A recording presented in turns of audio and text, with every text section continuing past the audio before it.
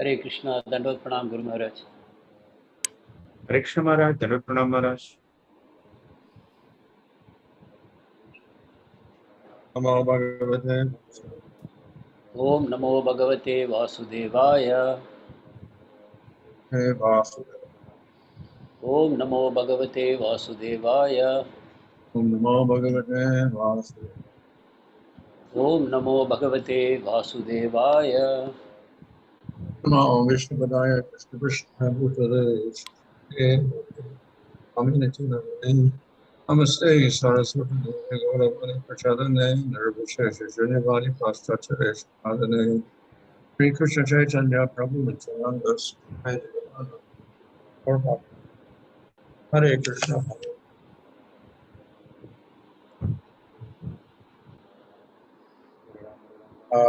Reading from Bhagavatam, 13, verse 22? 25 25. 25? 25?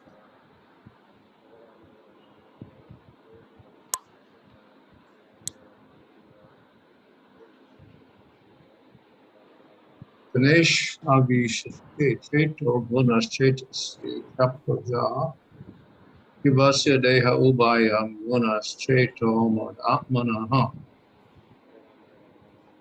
My dear sons, the mind has a natural proclivity to enter into the material sense objects. The sense objects enter the mind, but both this material mind and the sense objects are merely designations that cover the spirit soul who is part of me. Purport: Lord Krishna, in the form of Hamsa avatar, on the pretext of finding contradictions in the simple inquiry of the sons of Brahma, who are you, is actually preparing to teach this knowledge, but only after first rejecting two false concepts of body, namely all living entities are the same in all respects, and that the living entities are identical with its outward body. Lord Krishna now answers the difficult question that puzzled the Brahma, according to Srila Vishnu Bhagavad, the sons of Brahma, thinking as follows: Our dear Lord, if it is indeed true that we are your Lordship, everything is everything. Therefore, you are also the mind and sense objects, are the subject matter of our question.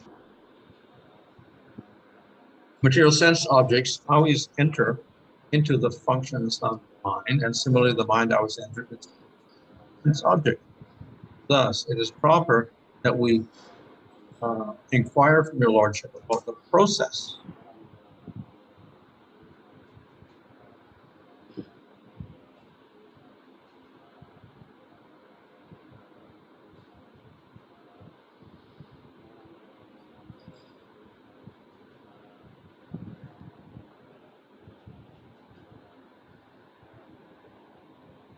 What is proper that we inquire from the Lord about the process by which the sense objects will no longer enter the mind, and the mind will no longer enter objects.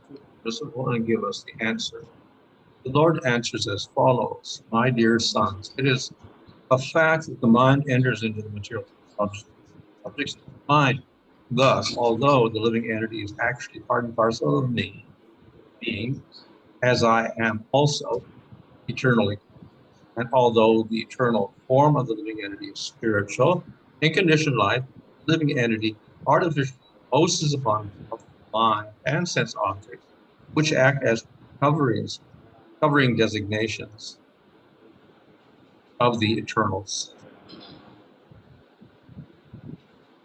Since it is the natural function of the material mind and sense objects to mutually interact, how can you possibly ever prevent such a mutual attraction?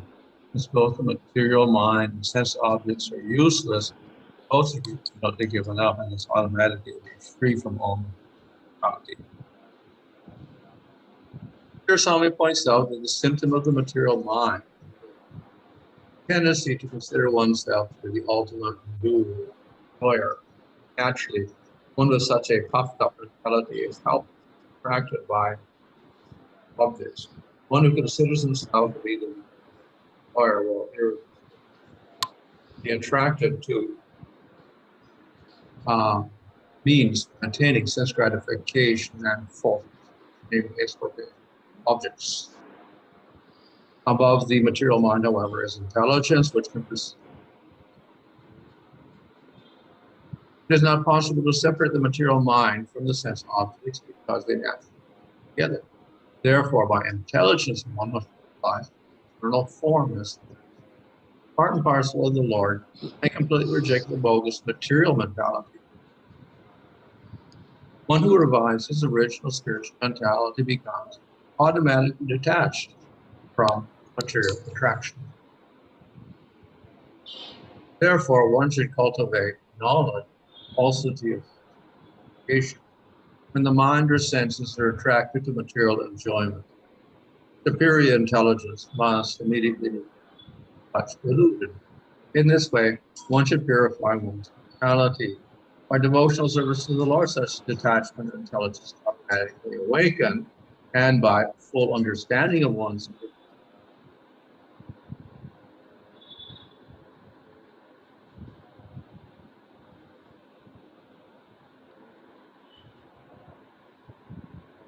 So here, Hamsa is explaining the nature of the mind. இங்கு Hamza மனத்தின் இயற்கையை விவரிக்கிறார். This was the question. Well, how do we control the mind and the senses? எவ்வாறு மனத்தையும் புலன்களையும் அடக்குவது என்பதே அவரிடம் கேட்கப்பட்ட கேள்வி. And the senses and the mind go together. புலன்களும் மனமும் ஒன்றுக்கொன்று பரிமாறிக்கொள்கின்றன. So if the senses are attracted to some object, the mind will follow it. எனவே புலன்கள் சில புலனுணர்ச்சி பொருளிடம் கவரப்படும் பொழுது மனமும் அதன் பின்னால் செல்கிறது. If the mind is attracted to certain enjoyment, then the senses will seek out that enjoyment. மனம் சில இன்பங்களை நாடும் பொழுது புலன்களும் அதன் பின்னால் செல்கின்றன. So it looks a little difficult to stop the senses or to stop the mind. இவ்வாறு மனத்தையும் புலன்களையும் நிறுத்துவது என்பது முடியாத காரியமாக தென்படுகிறது. So here the Lord describes that actually the senses and the mind are artificially imposed upon the soul. இங்கு பகவான் கூறுகிறார், மனமும் புலனுணர்ச்சி பொருட்களும் ஆத்மாவின் மேல் செயற்கையாக திணிக்கப்பட்டிருக்கின்றன என்று கூறுகிறார். Although they are very powerful and we struggle to control them, nevertheless they are completely separate from the Atma. அவை சக்தி வாய்ந்தவையாக இருந்தாலும் அவற்றை கட்டுப்படுத்த நமக்கு இயலாததாக தோன்றினாலும் அவை ஆத்மாவிலிருந்து முழுவதும் வேறானவை. So the first step in controlling the senses of the mind is to understand that they are different from the soul. மனத்தையும் புலன்களையும் கட்டுப்படுத்துவதற்கு முதல் படியாவது அவை ஆத்மாவிலிருந்து வேறானவை என்று உணர்வதே ஆகும். And the soul is the real self. ஆத்மாவே உண்மையான நான் என்பதாகும். So generally we consider ourselves to be the body or our mind. ஆனால் பொதுவாக நாம் நம்மை மனம் என்றோ உடல் என்றோ கருதிக் கொள்கிறோம். So the first step in knowledge that we are completely different from mind and senses. எனவே அறிவை அடைவதற்கான முதல் படி நாம் மனமும் மனத்தில் புலன்களிலிருந்தும் வேறுபட்டவர்கள் என்று அறிவதே. So this is what we call ātmanaḥ. இதையே ஆத்ம ஞானம் என்று அழைக்கிறோம். This is a type of knowledge.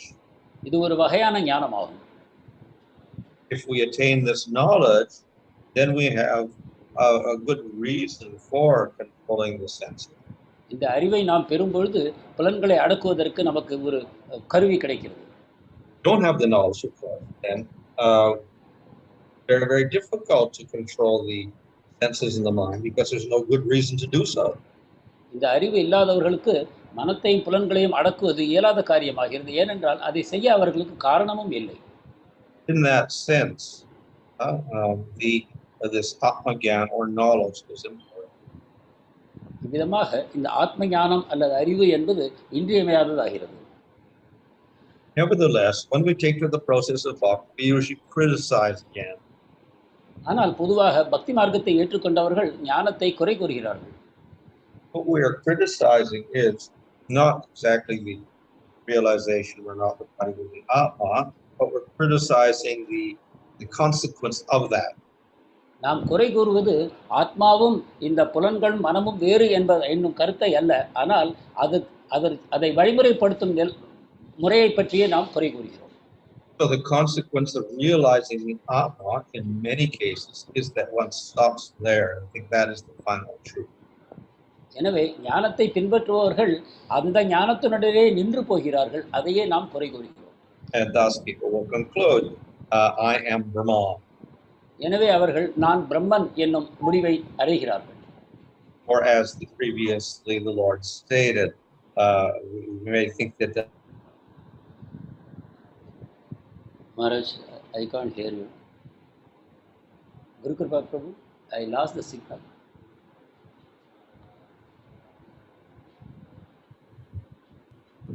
Hare Krishna Maharaj, let's hang on for a moment.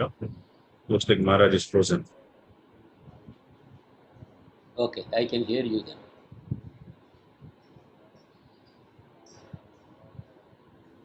Hare Krishna, Krishna Krishna, Hare Hare, Hare Ram, Ram Hare Hare, Hare Krishna, Hare.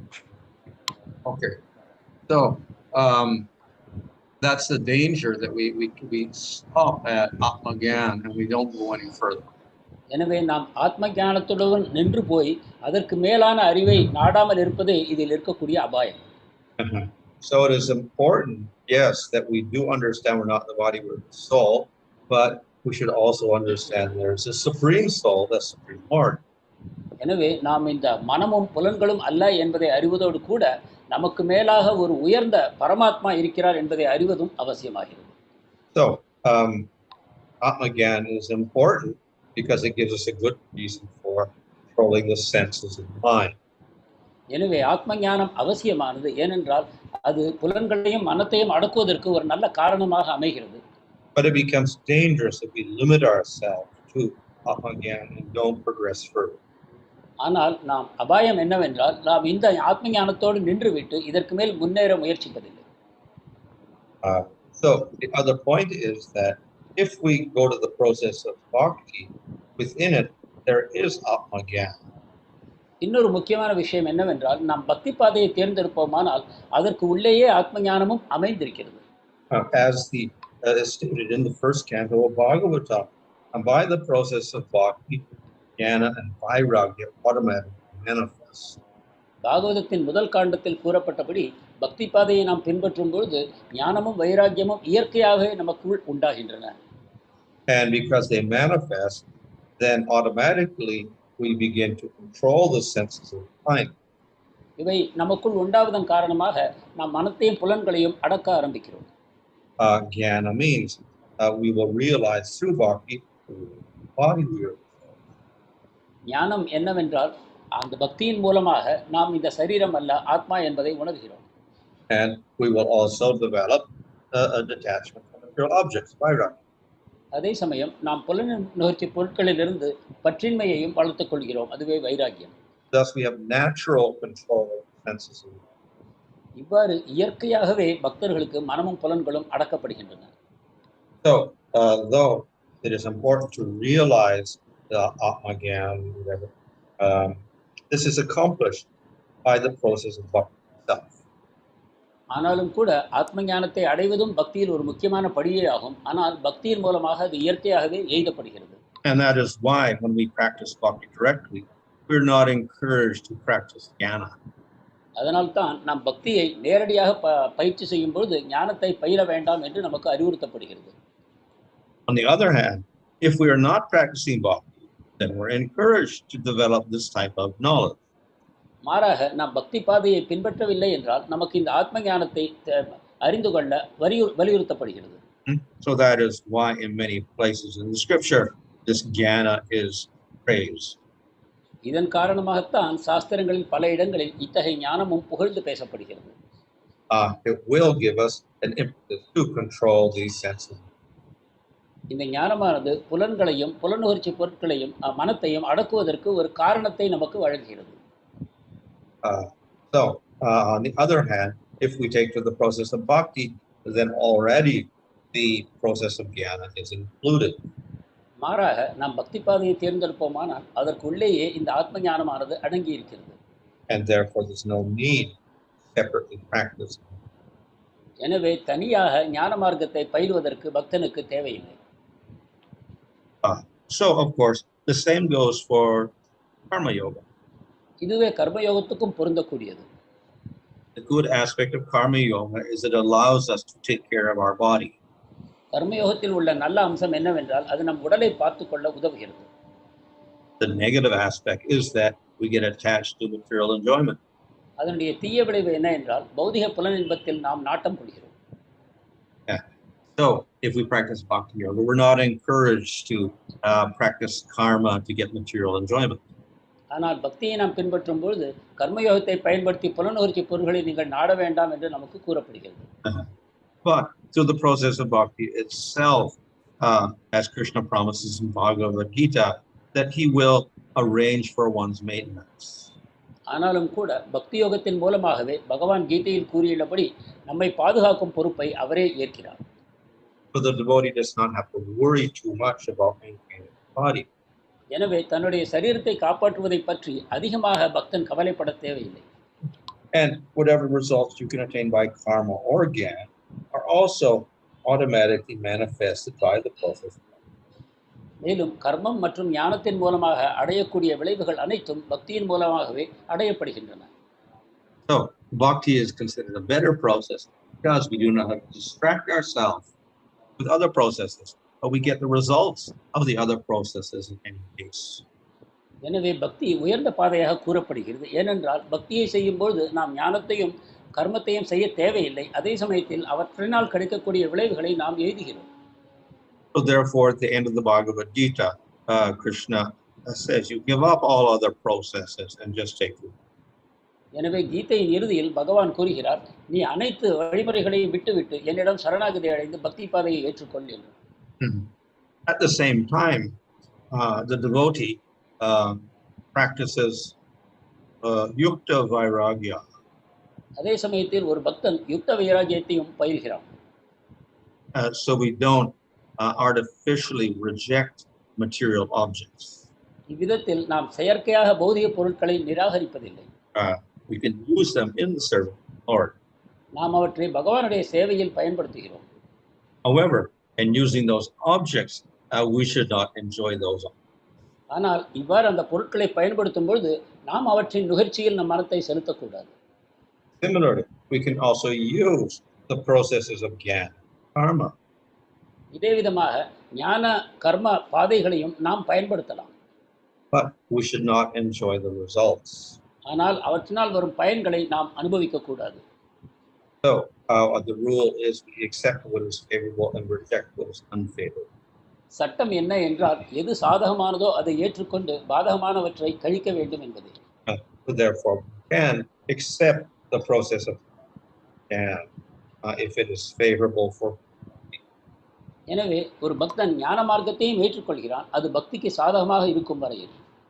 On the other hand, we also reject those processes if they create obstacles. அதே சமயம் அவை பக்திக்கு தடையாக அமையும் பொழுது அந்த பாதைகளை அவன் நிராகரிக்கிறான். So this is the basic principle we follow. இதுவே நாம் பின்பற்ற வேண்டிய அடிப்படையான கொள்கையாகும். So we neither encourage or discourage other processes. எனவே நாம் இதர வழிமுறைகளை உற்சாகப்படுத்துவதும் இல்லை, அவற்றை நிராகரிப்பதும் இல்லை. For persons not qualified for bhakti, yes, we encourage them to do other things. பக்திக்கு தகுதியற்ற நபர்களுக்கு அந்த இதர பாதைகளையும் நாம் பரிந்துரைக்கிறோம். For persons doing pure bhakti, then persons may or may not do these other processes, depending on whether it is favorable or unfavorable. தூய பக்தியை செய்யக்கூடிய பக்தரோ இந்த இதர பாதைகளை பின்பற்றினாலும் பற்றுகிறார், பின்பற்றாமலும் இருக்கிறார். அது சாதகமா பாதகமா என்பதை கருத்தில் கொண்டு.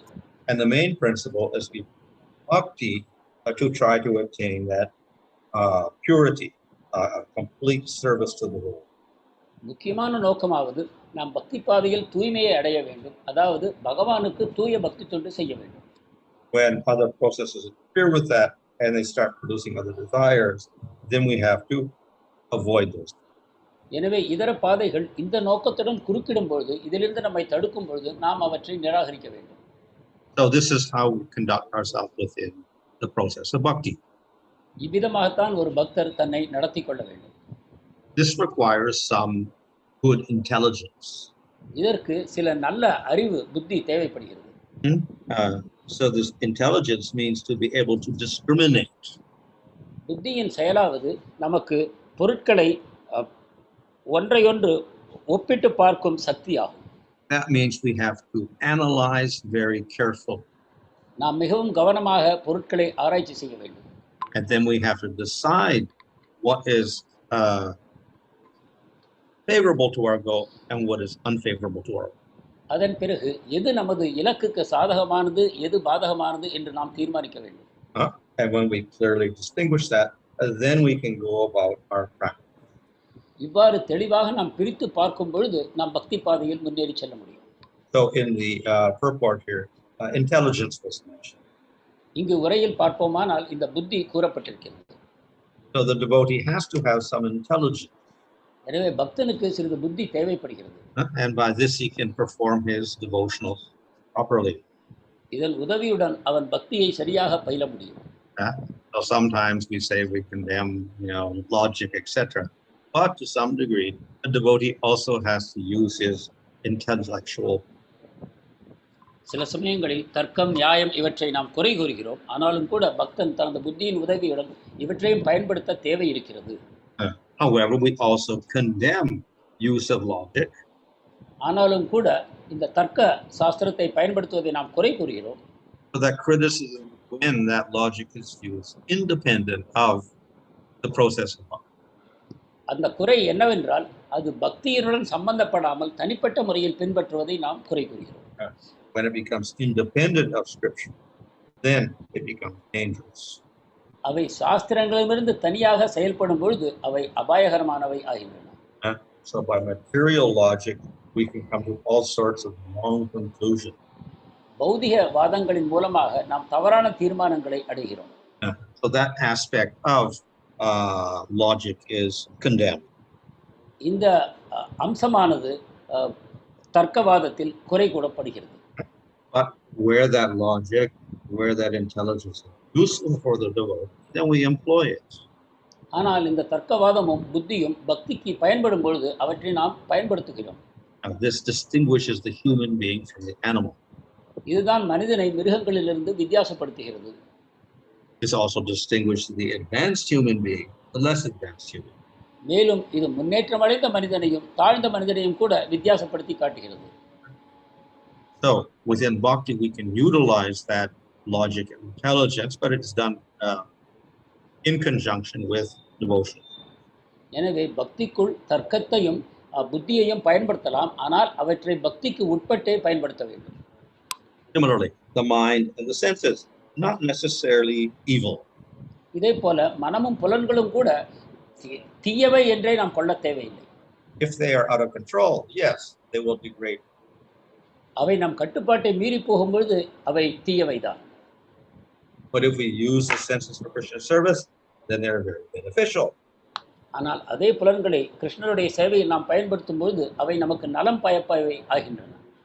So we have intelligence to get the mind and senses to engage rather than other things. எனவே நம்முடைய புத்தியை பயன்படுத்தி நம்முடைய மனத்தையும் புலன்களையும் கிருஷ்ணருடைய சேவையில் ஈடுபடுத்த வேண்டும். So in this way we don't necessarily reject everything. We can employ the senses and the mind. We don't stop the mind and senses. But we employ them, we engage them in the service. இவ்விதமாக நாம் அனைத்தையும் நிராகரிப்பதில்லை, மாறாக நம்முடைய மனசு, நம்முடைய புலன்கள், புலனுணர்ச்சி பொருட்கள் அனைத்தையும் பகவானுடைய சேவையில் நாம் பயன்படுத்துகிறோம். This becomes an easier way of controlling the senses and இது மனத்தையும் புலன்களையும் கட்டுப்படுத்துவதற்கு ஒரு சுலபமான வழிமுறையாக ஆகிறது. Okay, Hare Krishna. Hare Krishna. Hare Krishna Maharaj. Thank you so much, Maharaj. The first question is from His Grace Rao. How can we perceive the presence of Atma in matter as it's not conscious? ஜட பொருட்களுக்குள் ஆத்மா இருப்பதை நாம் எவ்வாறு உணர்வது? ஏனென்றால் அவற்றுக்கு தன்னுணர்வு இல்லை. Matter itself is distinct from Atma. ஜட பொருட்கள் ஆத்மாவிலிருந்து வேறுபட்டவை. Body is made of matter. The Atma is distinct from the body. சரீரம் ஜட பொருட்களால் ஆனது, ஆத்மா அதிலிருந்து முழுவதும் வேறுபட்டது. So within the material body, we can, let's say, distinguish Atma from that body. எனவே இந்த உடலிலிருந்து ஆத்மாவை நாம் வேறுபடுத்தி காண முடியும். But matter itself, that is prakriti, earth element, water element, fire element, etc. No Atma in itself. ஆனால் ஜட பொருட்கள் என்பவை பூமி, காற்று, நீர், நெருப்பு இதை போன்ற பௌதிக பூதங்களால் உண்டானவை. அவை ஆத்மாவிலிருந்து வேறுபட்டவை. Prakriti is achit, unconscious. பிரகிருதி அச்சித் என்று கூறுகிறோம், உணர்வு அற்றது. But the jiva obviously can be within matter and bodies, etc.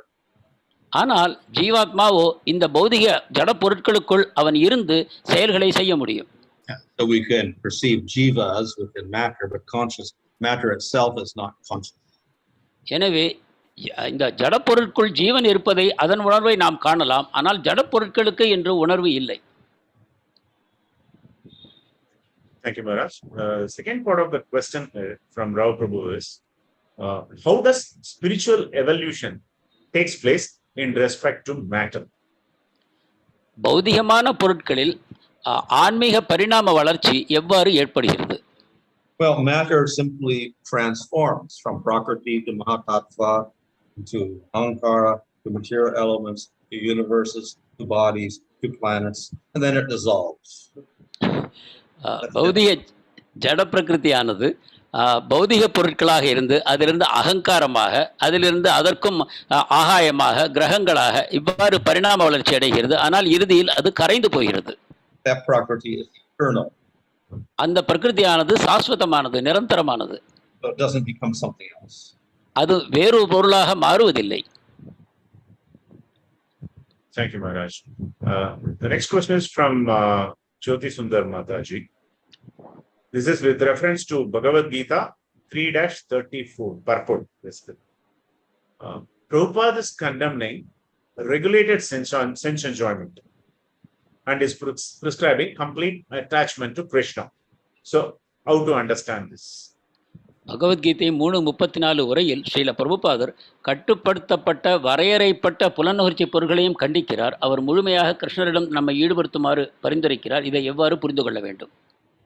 Well, if regulated sense enjoyment means karma yoga, then definitely bhakti is superior to karma yoga. புலனுணர்ச்சிகளை வரையறைக்குள் செல்வது என்பது கர்மயோகம் என்று கொள்வோமானால் பக்தியானது அதைவிட நிச்சயமாக உயர்ந்ததே. If the karma yoga has no goal of attaining the Lord, then it is useless. கர்மயோகத்துக்கு எந்த இலக்கும் இல்லை என்றால் அது பயனற்றது. If it has the goal of attaining, fine, we can employ it. அந்த கர்மயோகத்தை செய்வதற்கு ஒரு இலக்கானது இருக்கிறது என்றால் அதை நாம் பயன்படுத்தலாம். Nevertheless, direct bhakti is a more efficient approach. ஆனாலும் கூட நேரடியான பக்தியை செய்வதே மிகவும் சக்தி வாய்ந்த வழிமுறையாகும். So the persons with faith, they depend on the process of faith. நம்பிக்கை இருக்கக்கூடிய மக்கள் அந்த பக்தியை சார்ந்து செயல்படுகிறார்கள். Thank you, Maharaj. The next question is from Simha Sudarshan Prabhu with reference to your lecture today. Is it correct to say that bhakti alone will enable the jiva to attain jiva's full potential, namely Krishna prema, whereas karma and jnana yoga do not help the jiva to reach its full potential? பக்தி மட்டுமே ஜீவாத்மாவை தன்னுடைய பூர்ண நிலையாகிய கிருஷ்ண பக்தியில் சென்று சேர்க்குமா அல்லது கர்மமும் ஞானமும் அத்தகைய பயன்களை தராதா? Jnana and karma are steps towards perfection. ஞானமும் கர்மமும் பக்திக்கான படிகளே ஆகும். Karma yoga raises us to sattva. கர்மயோகம் நம்மை சத்துவகுணத்துக்கு உயர்த்துகிறது. Jnana yoga separates the atma from the body. ஞான யோகம் ஆத்மாவை சரீரத்திலிருந்து வேறுபடுத்துகிறது. Those are positive steps.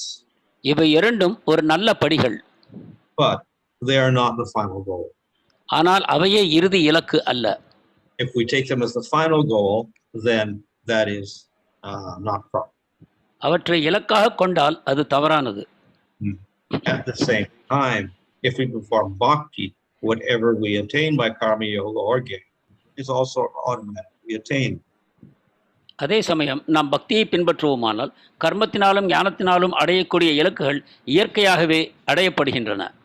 Thus, there is no necessity of doing them when we perform. இதன் காரணமாக நாம் பக்தியை பயிலும்போது கர்மத்தையும் ஞானத்தையும் செய்ய தேவையில்லாமல் போகிறது. Thank you, Maharaj. The next question is from Bhaktarupa Prabhu. This is regarding human sacrifice, which was carried out in before Mahabharata war. Aravan was sacrificed. So, is this approved as per Vedic literatures? Mahabharata யுத்தத்துக்கு முன்னால் நரபலி தரப்பட்டது அரவான் என்பவரை. இது சாஸ்திரங்களால் ஏற்கப்படுகிறதா? I believe even in 9th canto of Bhagavatam they speak about offering a human being. Bhagavatam 9வது காண்டத்தில் கூட நரபலியை பற்றி பேசப்படுகிறது. However, we see that in general all violence is condemned. ஆனால் நாம் காண்கிறோம் பொதுவாக அனைத்து வகையான மக்களுக்கு இன்னல் பயப்பதும் கண்டிக்கப்படுகிறது. So we have the famous Vedic injunction, "Ahimsat sarva bhutani," don't commit violence against any living entity. வேத சாஸ்திரங்கள் கூறுகின்றன, எந்த உயிர்வாழிக்கும் நீங்கள் தீங்கு செய்யக்கூடாது, அதில் மனிதர்களும் கட்டாயமாக அடங்குவார்கள். So, yes, there may be sacrifices of various things. We have sacrifice of cow and sacrifice of mentioned in the Veda. But particularly in Kali Yuga, all of these are forbidden. எனவே வேதங்களில் பல வகையான பலிகளை பற்றி கூறப்பட்டதை நாம் காண்கிறோம், பசு அல்லது குதிரை என்று. ஆனால் கலியுகத்தில் இவை அனைத்தும் தடை செய்யப்படுகின்றன. So as of 5,000 years, we shouldn't do anything sacrifice of any living being. எனவே 5000 ஆண்டுகளுக்கு முன்பிருந்தே நாம் யஜ்ஞங்களில் எந்த விதமான உயிர் பலியும் செய்யக்கூடாது என்று நிலைநிறுத்தப்பட்டிருக்கிறது. And in fact, the sacrifice is Harinam. எனவே நாம் செய்ய வேண்டிய யஜ்ஞம் ஹரிநாம யஜ்ஞமே ஆகும். So we don't even need any fire or even rains. நமக்கு நெருப்பும் தேவையில்லை, மழையும் தேவையில்லை. Unfortunately, devotees get attracted to fire sacrifices. ஆனாலும் கூட ஏதோ ஒரு காரணத்தினால் பக்தர்கள் இந்த அக்னி யஜ்ஞத்திற்கு கவரப்படுகிறார்கள். But actually, Lord Chaitanya's yajna is Harinam Sankirtan. ஆனால் சைத்தன்ய மகாபிரபுவின் யஜ்ஞமோ ஹரிநாம யஜ்ஞமே ஆகும். Thank you so much, Maharaj. The next question is from His Grace Rangakrishna Prabhu. This is regarding the importance of analyzing. So, can we say this analyzing is only applicable for a sadhaka? Because pure devotees are ever situated in spiritual intelligence. So, there appears to be no necessity for them to analyze. விஷயங்களை விஷயங்களை ஆராய்ச்சி செய்து புரிந்து கொள்வது என்பது ஆரம்ப நிலை பக்தர்களுக்கே பொருந்துவதாக தோன்றுகிறது. தூய பக்தி தொண்டில் ஈடுபட்டிருக்கிற முன்னேற்றமடைந்த பக்தர்களுக்கு இது அவசியம் இல்லை என்று தோன்றுகிறது. விளக்க வேண்டும். Of course, definitely we don't materially analyze as we advance, and even the sadhaka should not materially do that. Actually, it is spiritual because it's guided by scripture.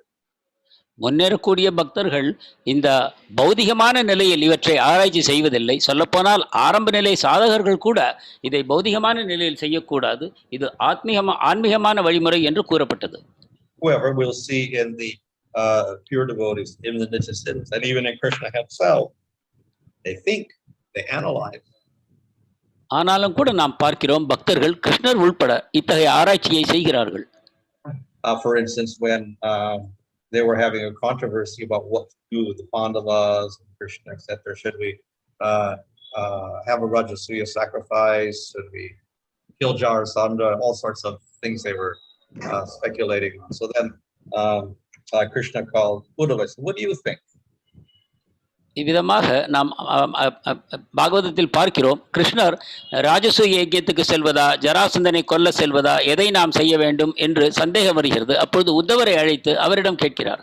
So Uddhava used some very good intelligence to analyze the situation and give a solution. அப்பொழுது உத்தவர் கூர்மையான தன்னுடைய புத்தியை பயன்படுத்தி இந்த பிரச்சனைக்கு ஒரு தீர்வு கொடுக்கிறார். At the same time, Krishna sent Uddhava to prajāḥ speak to Nanda, Yasoda and the gopi.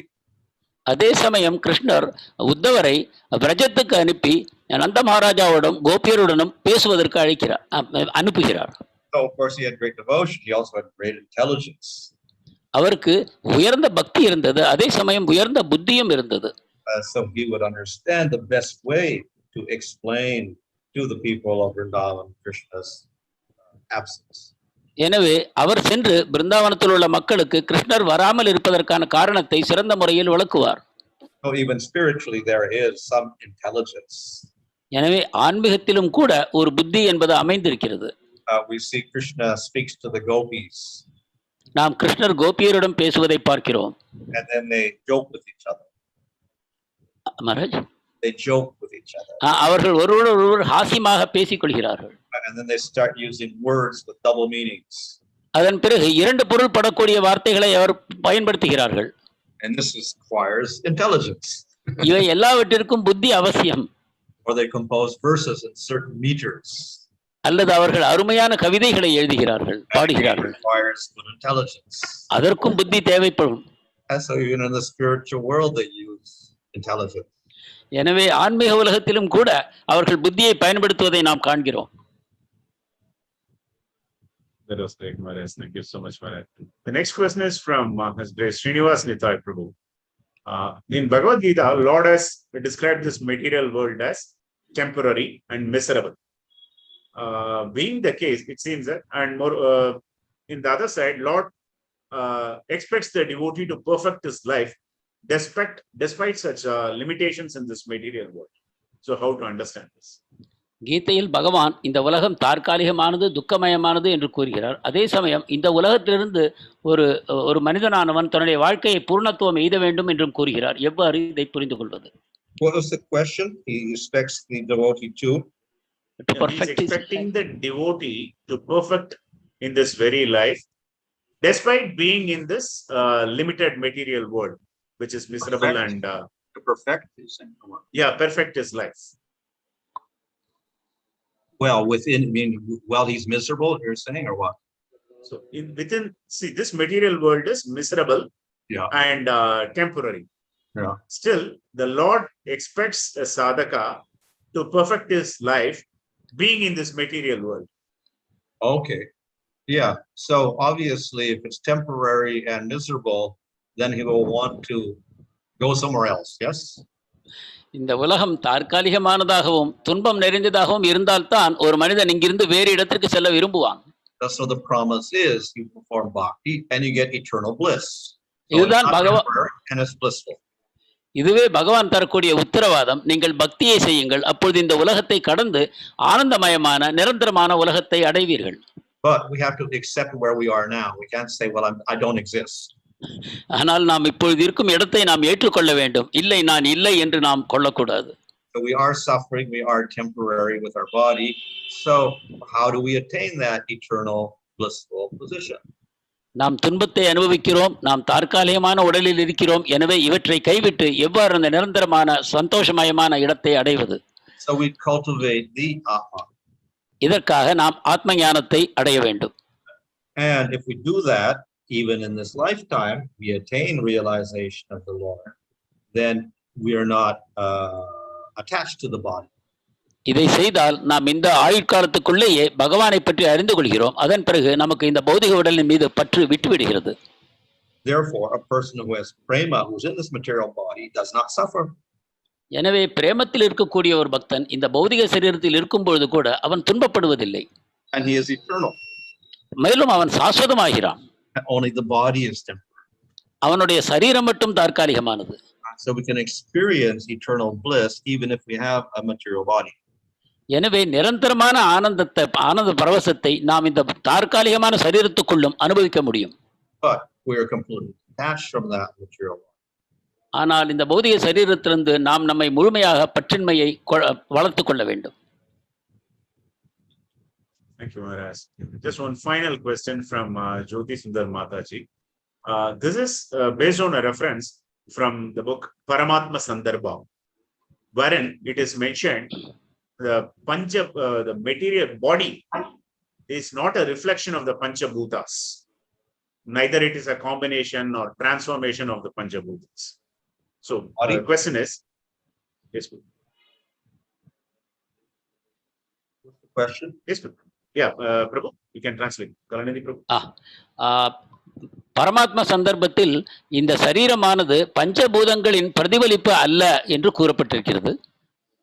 So the question is it because within all moving and non-moving beings are the gross physical elements, but the Supreme Lord is the ingredient cause of creation?